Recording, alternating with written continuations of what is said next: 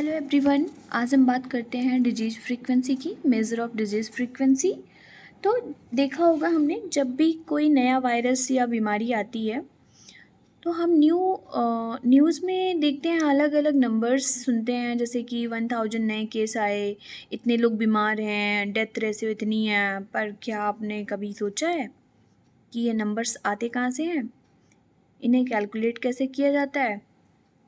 अगर आप medical student हैं, नर्सिंग या फिर MPS masters of public health, या फिर पीजी नीट पीजी की तैयारी कर रहे हैं, या फिर यूएसएमएलई कर रहे हैं, तो या फिर पीएचडी स्टूडेंट हैं आप, स्कॉलर्स, तो यहाँ पे ये समझना बेहद ज़रूरी है कि पब्लिक हेल्थ एक्सपर्टाइज किसी बीमारी को मेज़र कैसे करते हैं।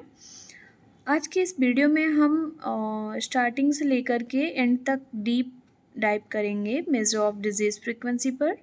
हम देखेंगे काउंट्स क्या होते हैं, रेशियो, प्रोपोर्शंस एंड रेट्स में क्या फ़र्क है। सबसे ज़्यादा इम्पोर्टेंस यहाँ पे देखेंगे हम, इंसिडेंस और प्रिवलेंस जानेंगे का असली खेल क्या है, इंसिडेंस एंड प्रिवलेंस का एक्चुअल मीनिंग क्या है। तो पेन और नोटबुक निकाल करके बैठ जाइए, एंड बहुत इन्फॉर्मेटिव वीडियो होने वाला है। तो स्टार्ट करते हैं। बेसिक्स टूल्स, इसमें हम अगर देखें तो बेसिक्स टूल्स कौन कौन से होते हैं, हम पहले वो देख लेते हैं। ठीक है, बेसिक्स टूल्स की बात करें, फंडामेंटल्स लाइक फाउंडेशन की बात करें यहाँ पे, तो 4 हेडिंग्स होते हैं मेनली हम लोग जो पढ़ते हैं बेसिक्स टूल्स में। तो यहाँ पे देखेंगे काउंट्स हो गया, रेशियो, प्रोपोर्शन एंड रेट, हर एक का छोटा फॉर्मूला होता है जो बहुत इजी है, हम देख लेते हैं। तो सबसे पहले हम देखेंगे आज काउंट। काउंट क्या है, मतलब गिनती। ये सब बेसिक्स फॉर्म है, जैसे कि सीधा साधा एब्सोल्यूट नंबर ऑफ केस, जैसे कि एक गांव में 50 लोग डेंगू से बीमार हैं। ठीक है, यहाँ फ़ायदा कैसे है काउंट करने में, ये हेल्थ प्लानर के लिए अच्छा है ताकि वो रिसोर्सेज जैसे कि दवा या फिर बेड एलोकेट कर सके। लिमिटेशंस क्या है इसमें, इसे ये नहीं पता चलता है कि टोटल पॉपुलेशन कितनी थी। अगर 100 लोग हैं और 50 बीमार हैं तो हालत अलग होगा, लेकिन यहाँ पे 10,000 लोग हैं अगर और 50 बीमार हैं तो फिर यहाँ पे कुछ सिचुएशन अलग होगा। इसलिए सिर्फ काउंट काफ़ी नहीं होता है यहाँ पे। दूसरा हम देखेंगे रेशियो, मतलब अनुपात। रेशियो वो फ्रैक्शन है जिसमें नंबर न्यूमरेटर एंड डिनोमिनेटर का पार्ट नहीं होता है, म्यूचुअली एक्सक्लूसिव। इसको हम ए रेशियो बी के रूप में लिखते हैं। ठीक है, एग्जाम्पल के तौर पे देखें अगर, तो एक हॉस्पिटल में 50 मेल पेशेंट हैं एंड 20 फीमेल पेशेंट हैं। Ratio is that like 50/25। क्या रेशियो बनेगा, 2:1, यानी कि 2 मेल पर 1 female. Numerator male, denominator female का पार्ट नहीं है। तीसरा प्रोपोर्शन देखेंगे यहाँ पे। ठीक है, लाइक परसेंटेज। तो यहाँ पे ये रेशियो का ही एक तरह से देखें तो बस फ़र्क ये है कि न्यूमरेटर डिनोमिनेटर का ही एक हिस्सा होता है, इसको अक्सर परसेंटेज में एक्सप्रेस किया जाता है। ठीक है, एक्सप्रेस किया जाता है परसेंटेज में ही। फॉर्मूला हमने देख लेंगे नेक्स्ट वाले स्लाइड में। ठीक है, उससे भी पहले हम देखेंगे कि क्या हैं चीज़ें, पॉइंट्स क्या हैं क्या नहीं। तो अभी हम लोग देखते हैं रेट। ठीक है, रेट क्या है, रेट सबसे ट्रिकी और पावरफुल टूल है। इसमें एक टाइम डायमेंशन जुड़ जाता है, जैसे कि यह बताता है कि एक स्पेसिफिक टाइम पीरियड में एक स्पेसिफिक पॉपुलेशन एट रिस्क पर कितनी तेज़ी से इवेंट हो रहा है। इसमें न्यूमरेटर होता है, denominator population at risk plus time होता है, और एक मल्टी पिलर होता है जैसे कि 1000 होता है। ठीक है, अब आते हैं आज के सबसे बड़े टॉपिक पर, जिसमें हम सबसे ज़्यादा कन्फ्यूजन होती है, इंसिडेंस या फिर प्रिवलेंस। तो इंसिडेंस की बात करें हम यहाँ पे, इन्हें समझने के लिए एक एनालॉजी यूज करते हैं, एक स्विमिंग पूल की एनालॉजी देखेंगे हम। ठीक है, स्विमिंग पूल की ज़्यादा डिफिकल्ट नहीं है। इंसिडेंट्स की डेफिनेशन क्या है फर्स्ट देखते हैं। Incidents measure the number of new case of disease that develop in the population at risk during a specified time period. Keyword याद रखना है न्यू केस, अगर कोई पहले से बीमार था तो वो इंसिडेंट्स में काउंट नहीं होगा। इंसिडेंट्स के दो मेन टाइप्स होते हैं।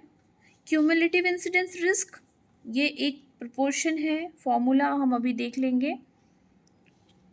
एग्जाम्पल, मान लीजिए कि एक टाउन में 1000 लोग हैं जिसमें मलेरिया फ्री है। जनवरी 1 को पूरे साल में 50 नए लोग मलेरिया की लपेटे में आ गए थे। क्यूमुलेटिव इंसिडेंस क्या होगा? अप्रॉक्स 5% पर ईयर, कैलकुलेट कर सकते हैं हम इस फॉर्मूले से। अब देखिए इंसिडेंस रेट या इंसिडेंस डेंसिटी। इंसिडेंस रेट या फिर इंसिडेंस डेंसिटी की बात करें, जब लोग स्टडी के बीच में छोड़कर चले जाएं या फिर loss of follow up, migration, death, तब हम क्यूमुलेटिव इंसिडेंस यूज़ नहीं कर सकते हैं। वहाँ काम आता है इंसिडेंस रेट, जिसमें हम पर्सन टाइम जैसे पर्सन ईयर कैलकुलेट करते हैं। तो फॉर्मूला हम देख ही रहे हैं, इंसिडेंस इक्वल टू क्या है, new case divide by person time. ठीक है, फ़ायदा क्या है? ये वहाँ यूज़ होता है जहाँ लोग अलग अलग टाइम पर स्टडी ज्वाइन करते हैं। ठीक है, प्रिवलेंस मतलब टोटल बर्डन का खेल होता है। प्रिवलेंस मतलब टोटल बर्डन का खेल, measuring disease burden. Prevalence total burden का खेल होता है। डेफिनेशन देखें, prevalence measure the proportion of individual in the defined population who have the disease at a specific point in time or during a specified period। Keywords याद रखना है आपको, existing case, new case plus old, both. Okay, prevalence के दो types होते हैं basically, point prevalence and period prevalence. दोनों को देखते हैं क्या होता है ये। पॉइंट प्रिवलेंस किसी एक एग्जैक्ट डेटा या फिर मोमेंट पर डिजीज कितनी है, जैसे कि 1 जनवरी 2026 को कितने लोगों को डायबिटीज़ है। पीरियड प्रिवलेंस की बात करें, एक स्पेसिफाई पीरियड के दौरान, जैसे कि पिछले एक साल में या फिर 6 मंथ में कितने लोगों को डिजीज़ रही, चाहे स्टार्टिंग में या फिर बाद में। ठीक है, फॉर्मूला हमने देख ही लिया है। फॉर्मूला क्या है प्रिवलेंस का? यहाँ पे इंसिडेंस इनटू ड्यूरेशन। ठीक है, इससे हम कैलकुलेट कर लेंगे, बहुत इजी है, कोई डिफ़िकल्ट चीज़ें नहीं है। तो अब हम यहाँ देखते हैं relationship between incidence and prevalence, formula magic. तो यहाँ पे एग्ज़ाम में एक बहुत फेमस फार्मूला पूछा जाता है कि जो इंसिडेंस और प्रिवलेंस को जोड़ता हो, है ना। तो यहाँ पे अगर किसी इंसिडेंस हाई है, किसी बीमारी का इंसिडेंस हाई है और ड्यूरेशन भी लंबा है, तो यहाँ पे जैसे कि कुछ क्रॉनिक कंडीशन, तो प्रिवलेंस बहुत हाई हो जाएगी। ठीक है, अगर कोई बीमारी ऐसी है जिसकी इंसिडेंस तो हाई है, बहुत लोग बीमार हो रहे हैं, पर वो या तो जल्दी ठीक हो जाते हैं या तो उनकी डेथ हो जाती है, मतलब शॉर्ट ड्यूरेशन, जैसे कि कॉमन कोल्ड या फिर इवोला, तो उसका प्रिवलेंस फ्लो होगा। ठीक है,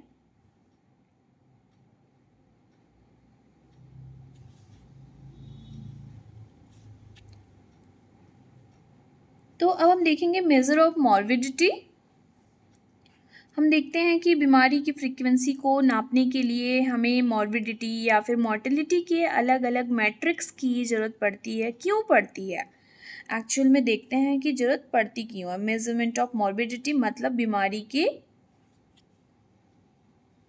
इसमें हमने इंसिडेंस और प्रिवलेंस पढ़ लिया था। एक और इम्पॉर्टेंट टर्म आती है, अटैक रेट। अटैक रेट क्या होता है? अटैक रेट यह एक तरह की क्यूमुलेटिव इंसिडेंस ही है, पर ये तब यूज़ होती है जब कोई फूड पॉइजनिंग या फिर इन्फेक्शियस डिजीज़ का सडन आउटब्रेक एपिडेमिक होता है एक लिमिटेड टाइम के लिए। एग्जाम्पल देखें, एक शादी में 200 लोगों ने खाना खाया और उसमें से 50 लोगों को वोमिटिंग दस्त शुरू हो गई। अटैक रेट कितना हो रहा है यहाँ पे? 25%। सेकेंडरी अटैक रेट देखें तो सेकेंडरी अटैक रेट SAR, यह देखें, देखता है कि प्राइमरी पेशेंट से घर की बाकी लोगों के कॉन्टेक्ट्स में बीमारी कितनी तेज़ी से फैल रहा है। ठीक है, तो ये हो गया secondary attack rate. Measurement of morbidity, ठीक है, मेजरमेंट ऑफ मॉर्बिडिटी की बात करें यहाँ पे, जब बात जान जाने की हो तो पब्लिक हेल्थ में कुछ क्रूशियल रेट कैलकुलेट होते हैं। देखते हैं कौन कौन से होते हैं। CDR, gross death rate and total population में सबसे टोटल पॉपुलेशन में क्या होता है, साल भर में कितनी मौत हुई हैं, कितनी डेथ हुई हैं। ये क्राउड इसलिए है क्योंकि ये CDR इसलिए हम करते हैं कि इसमें एज और जेंडर का फैक्टर एडजस्ट नहीं होता। CFR, केस फैटेलिटी रेट, ये बहुत इम्पॉर्टेंट है। एक स्पेसिफिक बीमारी से जो लोग बीमार हुए हैं उनमें से कितनी परसेंटेज लोगों की डेथ हो गई है। ठीक है, फॉर्मूला हम देख लेंगे। ठीक है, बाकी यहाँ पर भी लिखा ही हुआ है फॉर्मूला। ठीक है, IMR, इन्फेंट मोर्टेलिटी रेट, एक साल से छोटे बच्चों की डेथ का रेट पर 1000 लाइफ बर्थ। ये किसी भी देश की हेल्थ केयर सिस्टम का सबसे बड़ा रिपोर्ट कार्ड होता है, IMR। MMR की बात करें, मैटरनल मोर्टेलिटी रेट, प्रेगनेंसी या फिर चाइल्ड बर्थ से जुड़े कॉम्प्लिकेशंस की वजह से मदर की डेथ के रेट पर लाइव बर्थ्स होते हैं। एक कंपैरेटिव टेबल जैसे लाइक एक कंक्लूजन समरी देखें, अगर हम इंसिडेंस वर्सेस प्रिवलेंस का, अगर आपको जल्दी याद रखना है ये सब चीज़ें कहाँ कैसे क्या यूज करें, तो ये टेबल लाइक आपको याद रखने में बहुत हेल्प होगी। जब भी कॉजेज़ या रिस्क फैक्टर ढूंढना हो किसी बीमारी का, क्यों हो रही है, या फिर तो हम इंसिडेंस देखते हैं। जब भी ये पता करना हो लाइक समझ में बीमारी का वो बर्डन कितना है और कितने बेड्स या फिर दवाइयाँ चाहिए, तो हम प्रिवलेंस देखते हैं। ठीक है,